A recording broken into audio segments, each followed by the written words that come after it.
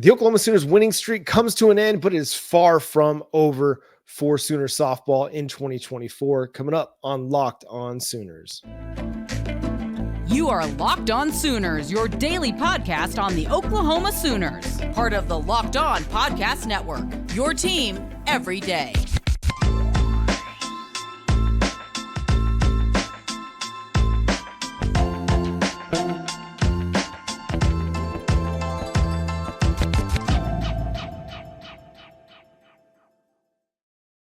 What's up, Sooner Nation? Welcome to Locked On Sooners, and thank you for making Locked On Sooners your first listen every single day. Today's episode is brought to you by Nissan. Are you the kind of driver that likes to push things a little further? Ever wonder what adventure could be around the next corner? Take the Nissan Rogue, Nissan Pathfinder, or Nissan Armada and go find your next big adventure. Check them all out today at nissanusa.com. My name is John Williams. You can follow me on Twitter at John9Williams. The show is at Locked On Sooners. Go follow my buddy at Josh Helmer at Josh on Ref. He's making his way back from Las Vegas after covering and calling play-by-play for OU baseball over the weekend. So the story of the weekend, though, is Oklahoma softball opening up Love's Field. Had a tremendous start to the weekend with the walk-off home run over Miami of Ohio after trailing at different times in that game. Kinsey Hansen comes through in the bottom of the seventh with the 2-run home run, get a couple run rule wins or a trio of run rule wins over the weekend as well. And then it was the Sunday affair, the game against Louisiana that had everybody's attention across the college softball world as Oklahoma sees its 71 game winning streak come to a halt on Sunday at the hands of the Raging Cajun. Again, 71 wins in a row. And before we even talk about the game, let's talk about how incredible that feat is. You have to go back to early in the 2023 season before you find a game in which the Oklahoma Sooners lost 4-3 at the hands of the Baylor Bears in the Dave Getterman Collegiate Classic down there in Waco. But it's just incredible to consider this team won more than 20 games more than what UCLA had in their winning streak. Oklahoma holds 4 of the top 5 win streaks in the history of college softball, and setting a winning streak at 71 games is unlikely to ever be broken unless for some reason Oklahoma goes on another tear and is able to surpass their own winning streak. It seems unlikely that we'll ever see anything like this again because we're seeing parity increase across college softball. We're seeing the talent get dispersed around the sport. No longer is it just, UCLA and Arizona State, Florida State that are powers. We're seeing some of these teams like Louisiana, a McNeese, we're seeing some of these teams at maybe quote unquote lower level programs find enough talent to be able to make things really, really interesting. And that's what happened on Sunday with Louisiana versus Oklahoma. The Oklahoma Sooners didn't play their best game. At the same time, Louisiana forced them to play under a lot of pressure. They came out early, just swinging the bat, swinging the stick, and they got to Kelly Maxwell pretty early in this ball game. Maxwell gives up a solo shot in the second inning, and Louisiana adds a couple more in the fourth to go up 3-0. Kinsey Hansen comes through like, man, she just seems to always do with a 2-run jack in the bottom of the fourth to make it a 3-2 game. But it was just one of those games where Oklahoma's offense was sluggish. It never seemed to be able to take advantage of base runners. You had a couple, mental miscues, whether it was Jada Coleman on base or the errors in this game. Oklahoma was charged with 3.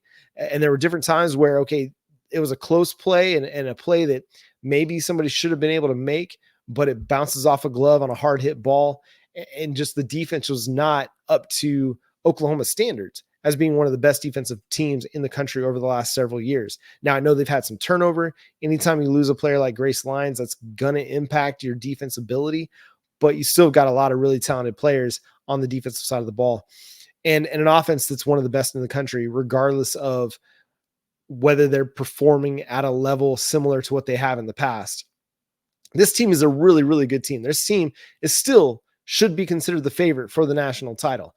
And even if there is not necessarily a clear, 1, 2, 3, 4, 5 at this point in the season.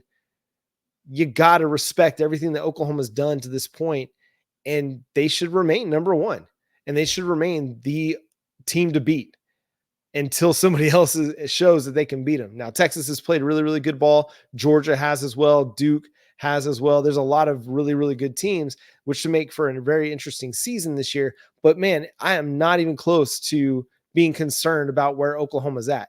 If you've looked at what the lineup situation has been like all season, Patty Gasso has been in her bag, absolutely tinkering with lineup combinations. I mean, we saw Jada Coleman hitting way deep in the order in this one. She came in, she's batting at the back end of the lineup. Alyssa Brito was leading off. You had, Kinsey Hansen in her cleanup spot. Riley Boone was hitting fifth. So, it's hard to kind of maybe get in a rhythm a little bit. And I don't want anybody to mistake what's happening here. I'm not at all questioning Patty Gasso. I'm not doing that. What I am trying to do is maybe provide a little context as to why maybe the offense has been a little bit slow out of the gate this year. It could be all the different lineup combinations that Patty Gasso is trying before they get into the meat of their schedule. It could be that she's trying to find a spark, similar to like a hockey coach might when he changes his lines up and mixes players to try and find something that's going to help spark everybody. Whatever it is, this was one of those days where Oklahoma just simply didn't have it.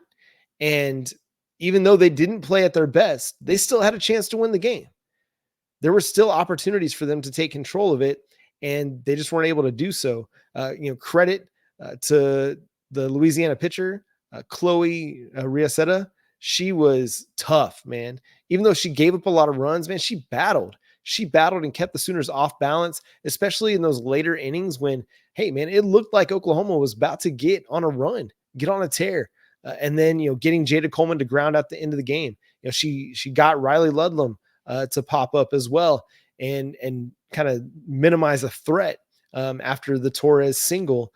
So, this is a team that, while they may have some flaws, there are not many teams across the country that don't have flaws.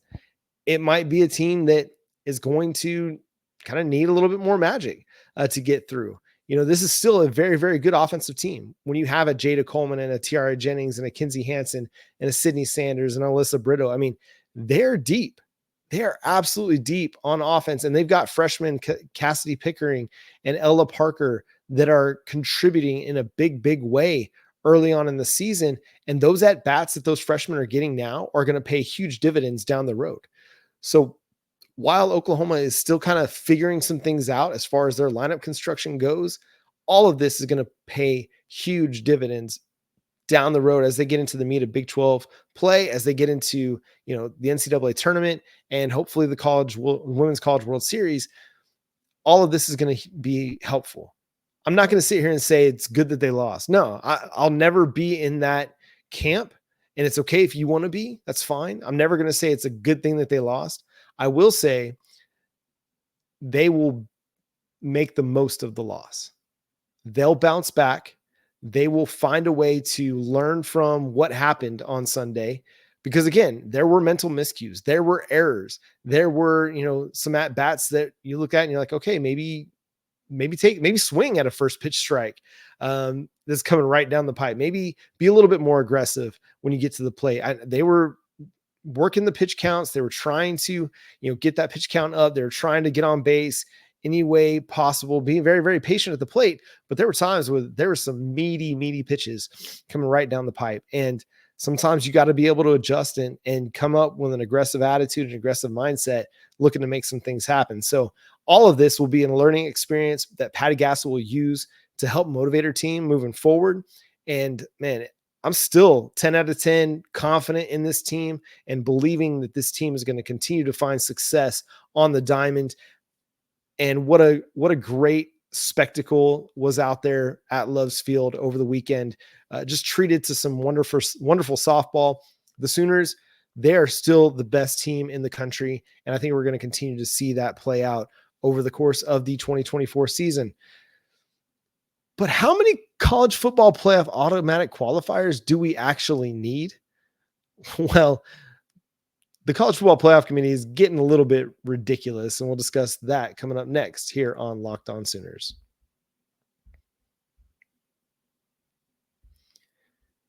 Are you the kind of driver that likes to push things a little further? Ever wonder what adventure could be around the next corner? Our friends at Nissan have a lineup of SUVs with the capabilities to take your adventure to the next level. The 2024 Nissan Rogue is perfect for city drives and great escapes. I know this. My wife and I just went to Colorado, just outside of Colorado Springs this past week. We spent some time in Colorado Springs and Manitou Springs, in Woodland Park, just outside of Colorado Springs, and we're on surface streets, but we got a nice little snow and had to deal with some of that as well. And then where we were staying was this cabin pretty far out in the woods, in the wilderness, and we needed some curvy road, or drove down some curvy roads, some dirt roads to get there, and needed that all-wheel drive, and that Nissan Rogue came through in the clutch. So if you are considering mixing it up and you need a nice little, mid-size SUV, that Nissan Rogue is fantastic. The 2024 Rogue is the perfect mid-size crossover for your next adventure. But their lineup at Nissan also includes the 2024 Nissan Pathfinder with room up to 8 and expansive cargo capacity, and advanced available 4x4 capability with 284 horsepower and up to 6,000 pounds of towing. When adventure calls, the Pathfinder is there to answer. So take the Nissan Rogue, Nissan Pathfinder, or Nissan Armada and go find your next big adventure. Shop nissanusa.com.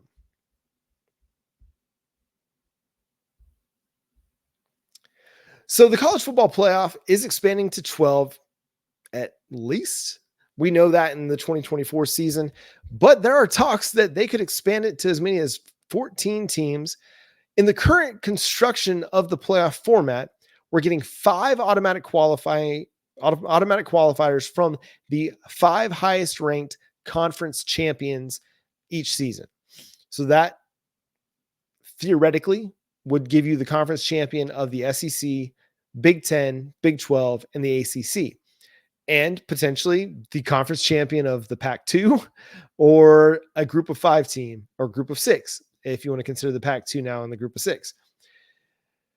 And then you'd get 7 at-large bids, including a Notre Dame, who will always be an at-large bid because they want to stay independent, and hey, more power to them. They're willing to take that. Hey, we're the best we can do as a 5 seed. We're willing to take that to remain independent. We're not going to sit here and complain and cry and moan about not being able to get one of those top 4 seeds. They're fine with that number 5 seed at best. Now we're hearing reports from Chris Vanini of Yahoo Sports and different places along the Athletic as well, that the college football playoff is looking to expand to 14 teams and potentially have a lot of weird automatic qualifying situations. So when you look at this, Ross Dellinger of Yahoo Sports breaks it down. He says, in a 14-team model that officials are socializing with their leagues, the Big 10 and SEC would each receive 3 automatic qualifiers, with the ACC and Big 12 each getting 2, and the group of 5's best team qualifying as well. Such a model would feature 3 at-large spots to the highest ranked teams outside of the automatic qualifiers. And I asked myself the question, why? Why do you need 3 automatic qualifiers from the SEC and the Big 10, 2 automatic qualifiers from the Big 12 and the ACC? To me, I feel like that diminishes the potential for what the playoff could be. Because if you're sitting here telling me that, say, the second best Big 12 team has to get in, I'm not too keen on that. Or in some years, the third best Big 10 team has to get in. Why? What if they're not that good? What if they're a 4-loss Big 10 team and they've just got the third best record? Does that make sense? No. You tell me that the third best SEC team has to get in. I don't see why. Now, in most years, will the second and third best SEC and Big 10 teams make it into the playoff? Sure. I mean, in a lot of years, we might see 4 or maybe 5 SEC teams make it into the playoff. But creating automatic qualifying bids for that many teams from one conference, I feel like it minimizes the chase for the conference title a little bit, where that conference championship gives you that, 1 through 4 seed, potentially a first round bye, and it really sets you up well for that national title chase. If you're sitting in third place and you're pretty well solidified, I mean, you have a chance to sit and rest guys, which is kind of weak sauce. You're not having to play an extra game for a conference title. To me, I'd rather just keep it. The 5 best conference champions get that automatic qualifying bid, and then everything else is an at-large, so that whatever it looks like is what it looks like. If it's 3 or 4 Big 12 teams, so be it. If it's, 5 SEC teams or, 2 Big 10 teams, whatever, just give me a 12-team playoff that has the best 12 teams in the country, with a little bit of representation from some of those smaller schools. I know they probably won't be able to hang in most years with some of the big programs, but there's every once in a while, we're going to get that Cinderella story, whether it's a Boise State or, Cincinnati of years past, or UCF of years past, that might be able to get hot and knock somebody off. But I don't necessarily know if I like the expansion to 14 teams, even though it's coming. Even though that's what everybody's saying is the best thing to do, I think 12 is a good number. I really do. It just feels like the right number. And it's going to continue to push. I think we're going to push towards 16 teams. I've been under this impression that the SEC and the Big Ten weren't just looking out for themselves and their member schools. And maybe it's the naivety in me. I'm even though at 41 years old, I can still tend to be a little naive at times. Just my personality, because I'm an optimist at heart. I just really believe, Greg Sankey, that they were going to go in and try to figure out something that was going to be best for college football, not just best for the SEC and the Big Ten. Sonny Dykes, TCU's head coach, had a really strong point about this, that, why would you necessarily reward a team just because they're from a conference? It'd be like giving the Dallas Cowboys a first round bye in the NFL playoffs every year just because they're the most popular team. But also, our man Red Dirt Sport had an interesting retort too. Why would you, reward the Cleveland Browns with an automatic qualifying spot just because they're in a conference? It makes sense. I get it. I get the arguments both ways. I'm just not of the mind that you should give the automatic qualifier to the third best team in either the SEC or the Big Ten. Now, will they be in this college football playoff invitational that, again, is selected by a lot of, football administrators and things like that? Sure. There'll be most years where you're going to see 3 Big Ten, 3 SEC teams, but there might be those years where you see 3 ACC teams or 3 Big 12 teams. It's just a matter of putting this playoff in a position to not simply reward the SEC and the Big Ten. Even though Oklahoma's going to the SEC, and this would potentially benefit Oklahoma, I just don't like the idea of creating that many automatic qualifiers for the playoff. I'd like to see it at 12 teams before we get to 14. If we're going to expand, let's just see what it does at 12 and then decide later, do we need to go to 14? I think most everybody says no. And the further we get down this road of expansion and automatic qualifying bids, I know I've been a proponent for playoff expansion for a really, really long time. I might rather just go back to the old bowl system than go to 14, 16, 32 playoff teams every year. Where does it end? Do we see a 64 team college football playoff down the road where they play 2 months of regular season games and then, 2 months of playoff games? Probably not. But with 14, with 16, it seems like it's going to be heading to a place where, like the NCAA tournament, you're expanding from 64 to 68 just because. Let's see what it does at 12. Let's just see what it does at 12 before we go to 14, go to 16 teams. Jackson Arnold getting a little bit of love from the folks over at ESPN as we get ready for spring ball. What do we mean by that? Where does he stand as far as the college football quarterback rankings go over at the worldwide leader? Let's talk about it here on Locked On Sooners coming up next.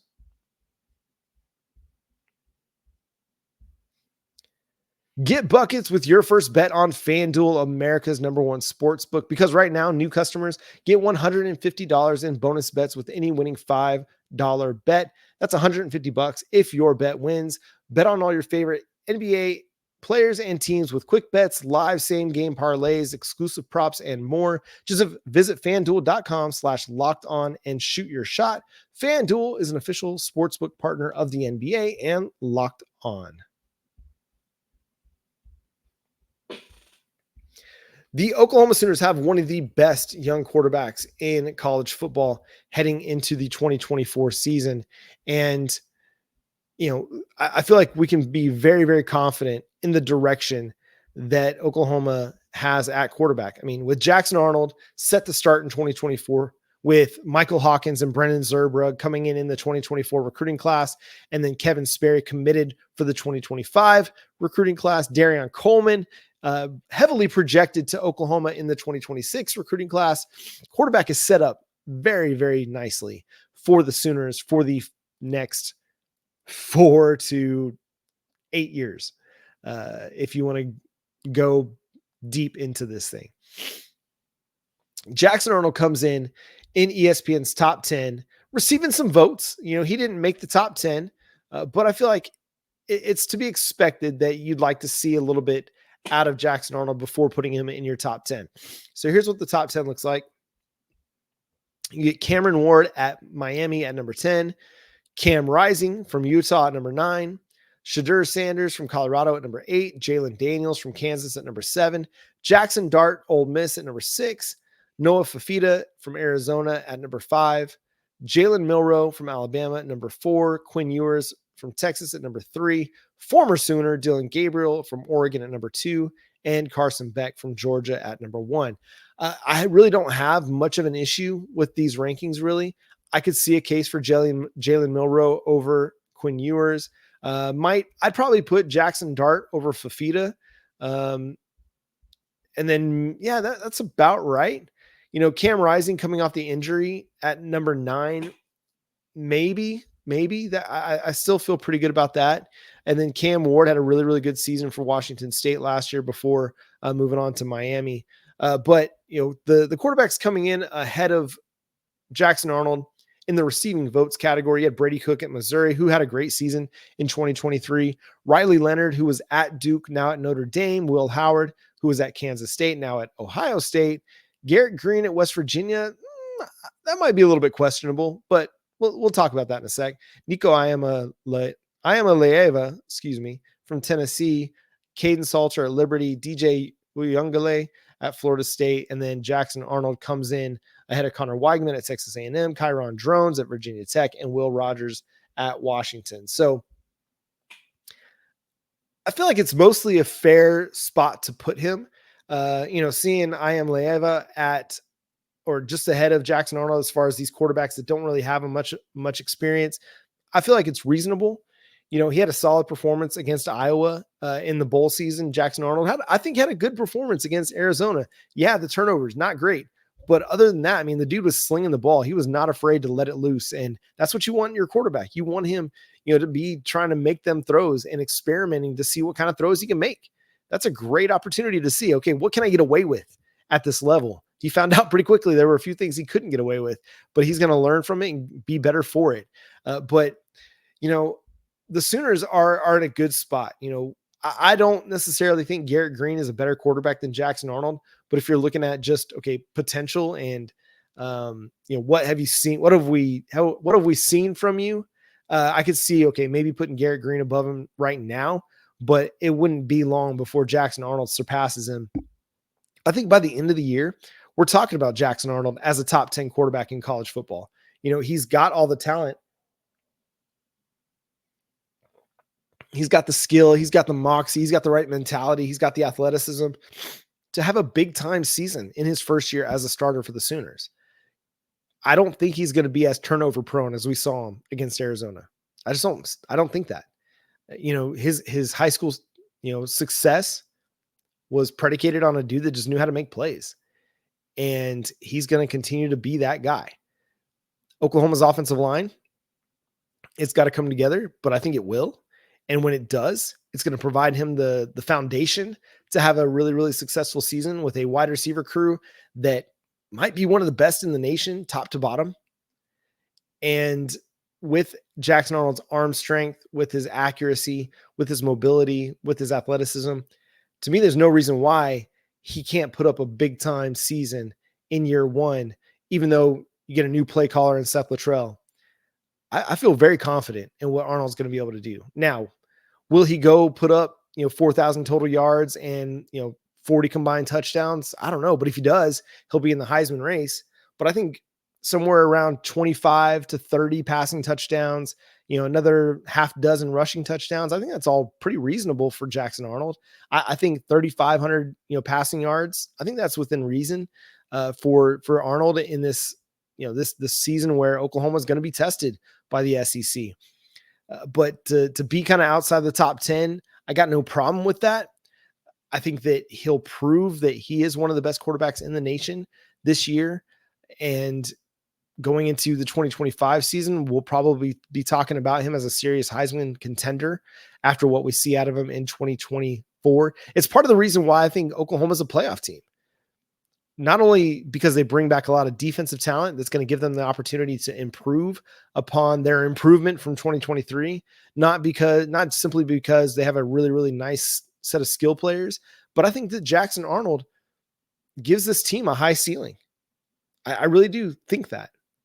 And I know it's easy to kind of buy into the hype, get caught up in that, but I just think he's a really, really good football player. And I think we're going to see that this year. I think we're going to see the breakout. It's not going to be one of those things where he has just kind of an okay season and then we're looking for the next season to be the breakout season. No, I really think he's going to have a breakout year this year and help lead Oklahoma to the college football playoff. Will they win? Who knows? Will he be a Heisman contender? I'm not going to put that out there just yet. But I think that everything is there for them to potentially have a big time season, and Jackson Arnold's a big time part of that. So by the end of this next season, I think we're going to be talking about Jackson Arnold as a top 5 quarterback in college football heading into 2025 as one of the Heisman favorites for that season. And that's going to do it for today's episode of Locked On Sooners. Thanks so much for tuning in and being a part of the show. Subscribe to the show wherever you get your podcasts. We're free and available on all podcast platforms and on YouTube. Hit that notification bell to let you know when new episodes drop. Follow myself on Twitter at John9Williams, the show at Locked On Sooners, and our buddy Josh Helmer at Josh on Ref. Make sure you're sticking around all week for the Alex Duraco show, as well as we'll break down everything that transpires on the breaking news front, the recruiting front, all week long here on Locked On Sooners. But until next time, Boomer Sooner!